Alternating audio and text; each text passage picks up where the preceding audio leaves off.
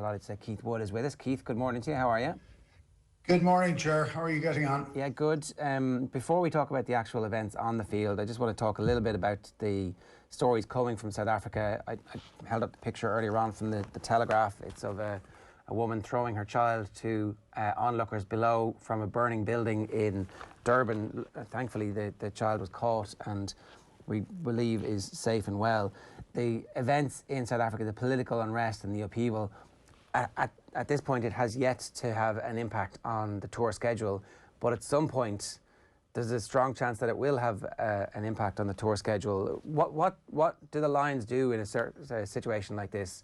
Do they plough on and continue on because that's what their job is, or at some point do they say, okay, we need to postpone a game, wait until the situation calms down? What's your instinct?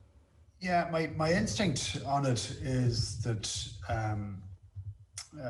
the level of violence and disturbance is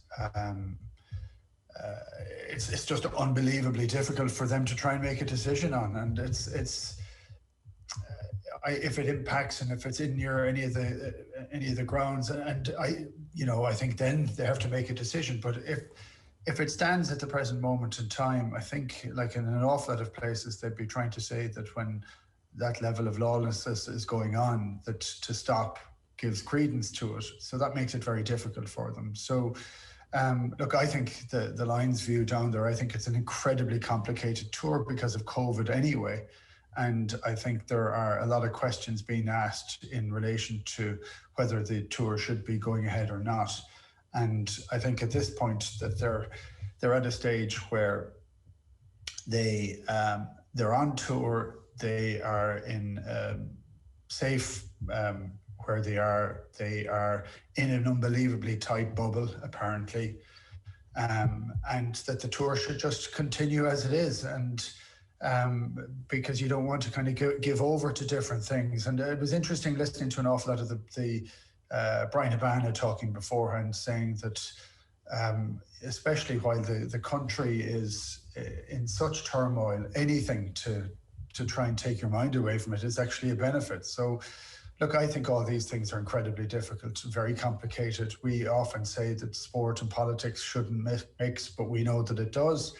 And there have been battles being fought all over the place, so it makes it incredibly difficult. It's incredibly complicated, and from this remove, not having full information for all the reasons behind it, it makes it incredibly complicated still. So I think it has to become part of the crisis management for what the Lions are dealing with anyway, and I'm sure the conversations are having at a high level down there in terms of it. But I think South Africa would want it to go ahead. That's what it seems like. Yeah, and from a financial perspective, South African rugby, really, the starkness of the difficulties that rugby union is undergoing at the moment has been... It's hard, Ger, when you look at, of course, it's financial, and that's part of it. But when you look at the some of the violence, it's incredibly hard to look at and to watch, and some of the images are soul destroying. So it's very tough, I think. Yeah, I don't envy the people making those decisions. Let's, in that context, talk about what actually happened on the field last night. The A match and the quality of team that Rassie Erasmus specifically ended up putting out on the field lent an air of fourth test in the pre-match build-up. That's what people were talking about. It feels like that was exactly what the Lions needed as much as it was what South Africa needed, because at least now the Lions understand, not that they didn't, but this group as a collective understand what their standards are going to need to be if they have any hope of winning a test series. I think it was a huge shock to the Lions, and I think it was very important for South Africa to pick the team, and I know that there's been comments in some of the papers that this wasn't an A team, this is kind of wrong. Well, it's not wrong. They're there to try and win a series, so they'll do whatever they can do to get their players as much game time as they possibly can. And also because, again, of COVID and some of the restrictions, a lot of those guys have been locked away in a hotel room and haven't been able to train. So I thought the South African performance was excellent. I still don't go with it as being a fourth test. I'm interested in that terminology, but equally listening to the comments of people afterwards, they wouldn't be as philosophical after a game if it had been a test match. It just wouldn't have been. But there was a high level of intensity in it, far higher than we've seen, and radically higher than we've seen actually in the previous weeks. And I do think the Lions tours have to be tidied up in the future, because this idea of not playing players in their provinces and the quality of some of the games are just not good enough. And yes, you do need to ease the Lions into a tour somewhat, and we do know that this is a very unusual tour, but the vast level of difference between the contact, the speed, the line speed between the game last week and the game last night was extraordinary. So I thought it was a really good and interesting game, and I thought there was a high level of physicality in it. And but I don't think that's the level it's going to be at. I think it's going to be significantly higher still. You mentioned there that the camp were pretty philosophical in the aftermath. Warren Gatland was certainly quite philosophical in his comments. If you were involved in that Lions team, if you were leading them out, would you have been philosophical after that performance? No, I would, right. But with one difference. When the Lions talk about it's a little bit of a wake up, and now they needed this test because they needed it to be at that level that they could get themselves up to match speed. That's entirely true, entirely true. And actually it is of huge value to the Lions, but it's equally of huge value to the South Africans. And that's barely been mentioned about. They haven't played a game. They've played one game in 20 months. So to be able to get games in that fashion and to put people under pressure is something they've absolutely needed to do. And for a team that hasn't played any rugby, and a team that has been in isolation for a period of time, they came out of the blocks incredibly quickly. And it was funny because I looked at the team and then I looked at the setup of some of the game, and I said, were there mind games being played, which we know happen all the time, with the quality of some of the players, and especially with the front row. I felt as if South Africa were trying to lull the Lions into the idea that the front row was going to be easy for them. And I thought Tumweba and Naikane weren't up to scratch in the front row. And I don't expect them to show, and I don't expect it to be easy at all. So I think the Lions were kind of let into it and lulled a little bit in that part of the game. Everywhere else, the physicality was as you'd expect. But I would expect to see a far improved South African scrum. I think it's going to be very interesting to see exactly what the team is and what the makeup of the team is, and how close the Lions team was last night to being completely first choice. Versus what we're going to see. I mean, you would expect Tyke Furlong to come back into the team, but at this stage, Keith, if you're making mistakes, they're the mistakes that are going to be hot in the selection committee / Gatland's head when the decision is being made, right? So, on Farrell will be worried, for example. Yeah, Ger, it's funny. It's looking at selection, and like we throw brickbats from time to time at selection and things like that. That's kind of part of what we're supposed to do, but it's not an envious job. You're looking and trying to compare a performance of a player last week against a substandard team to a performance last night against 9 of a World Cup final winning team. You know, it's not the same, and it's very hard to, it's why it's hard to have a high level of interest for the first matches, because you've too much time to readjust the ball in your hands to make the nice flat pass to put someone through a gap. That's perfect last week, but last night, the second anybody deliberated over a decision, they got smashed. And so, I do think it makes it tough. I thought Farrell was very hesitant, and I think he was hesitant because he's been playing championship rugby. He has then moved on to a Lions tour where they're really playing against teams that don't have any line speed or high level of aggression. And he had no time to make a decision, and that forces you to be a bit harried. And especially in the first half, first 30 minutes, the pack were fairly roundly knocked back. So both Murray and Farrell were under a huge amount of pressure, and they kicked too much, and Like, it was telling at one stage after the game for Conor Murray to say, yeah, they expected that there was going to be a lot of kicking from South Africa. Well, did they expect it from themselves? Because they kicked away a huge amount of ball that wasn't won back. And there has to be more. Now, maybe it's the idea of not showing your full hand when you're playing, but you still want to see a little bit more input from the backs. So, look, I think a lot of players will feel a little bit nervous about it. And like you mentioned, Tyke, Furlong has to come in for a variety of different reasons. I think his scrummaging is at a level that the Lions absolutely need.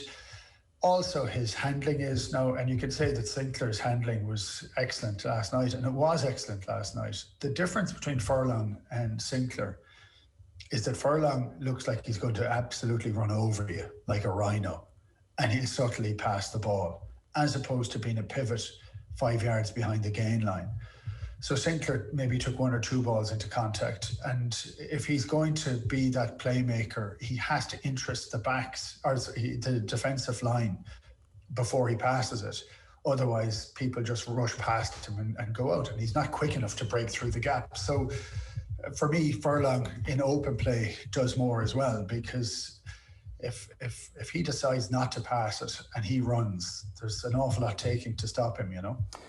One of the other things that we don't know about is the players who are injured, how bad the injuries are. Like, you know, is Henshaw being wrapped in cotton wool until the first test because they've seen enough and they know he's going to be able to perform against whatever South African midfield, or is he actually in danger of missing out? That would be something that's important. Bigger, for example, has an ankle injury sustained in training. That's why we didn't see him last night. Again, have they seen enough, and is he now first choice? That's the stuff that it's very hard for us to get a handle on. And I presume Gatland knows in his head the majority of the team at this stage? I'd have said Gatland would have known the majority of the team before the tour started. I'm not going to say it picks itself, because it doesn't, but you are looking for test rugby animals. And you're looking then for a couple of people to put their hand up and say, pick me instead, and I'm able to show it. I think, strangely, the training sessions are far more important than some of the earlier games. And we don't know the injuries. We also don't know what's happening with COVID. I mean, I think it has to be the most difficult, stressful tour for coach and players, as in trying to deal with circumstances that are all outside their control. They have as much control that they can put on it, but that control puts everybody in their own room for most of the time. That makes it very hard. You know, apparently some of the meetings are done over Zoom even at different times, and that makes it it's just incredibly difficult. So, look, I think it's an incredibly unusual tour. I did think we saw some good performances last night. I would have liked a little bit more spark. We're still missing something. And one of the great things of Lions tours are the bolters, and it's not that, it's just been, it's players that may not have been considered a test starter, but when they're given a chance and an opportunity, they shine. It's just hard to view it from the quality of the first couple of games. So the first time we have a big, hard stopping match, who was the star performer, who was the spark on the Lions team last night?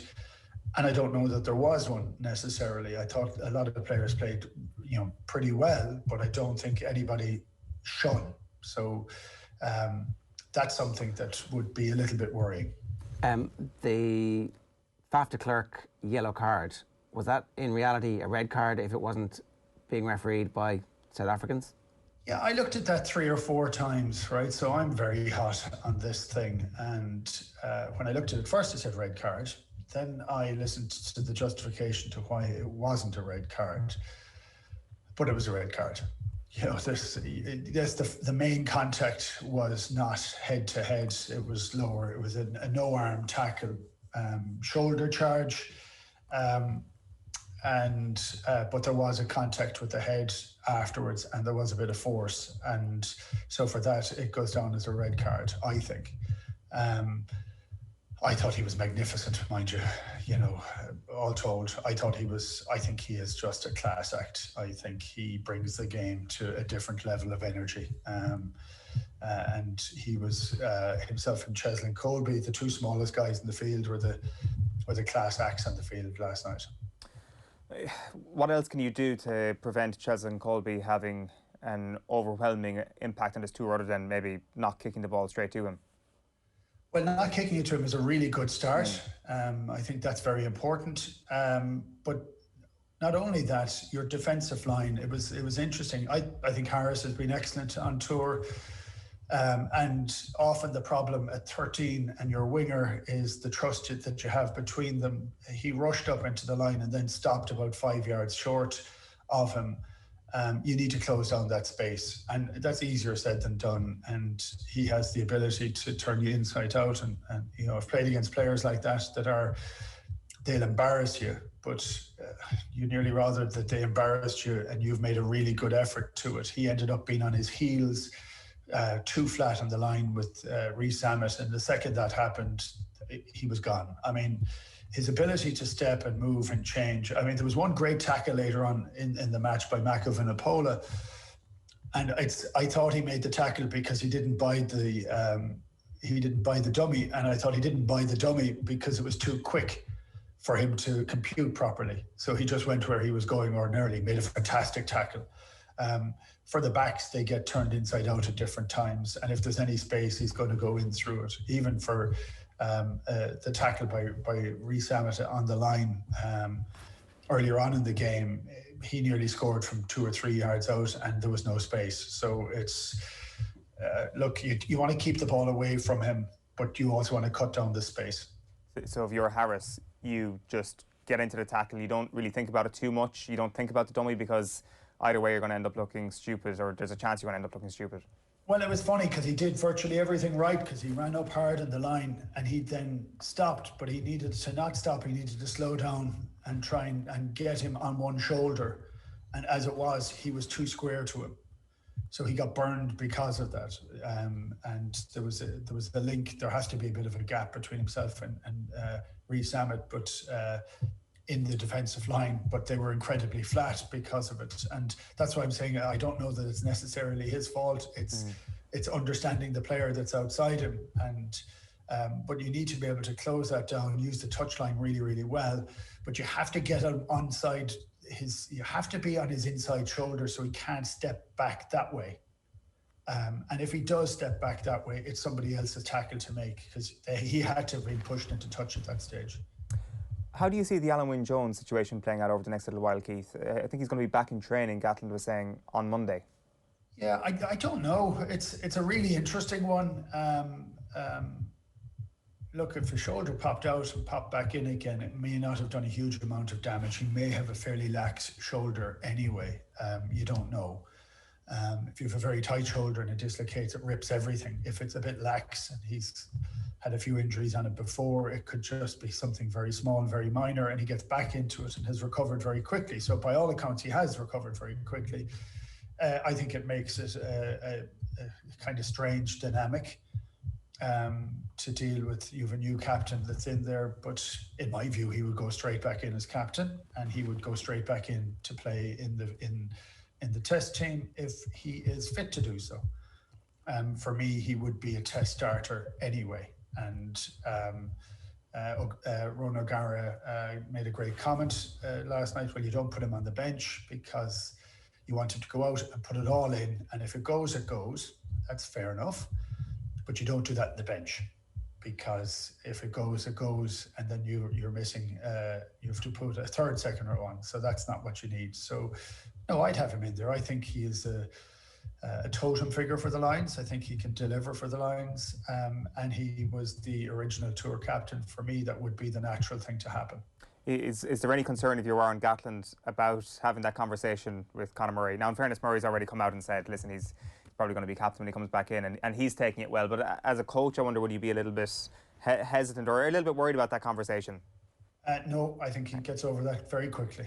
That's a straight conversation to have. There's no tiptoeing around this sort of idea. When we were looking at the original, the day before the Lions was announced, we thought that Alan Wynne-Jones was really the standout guy for captain.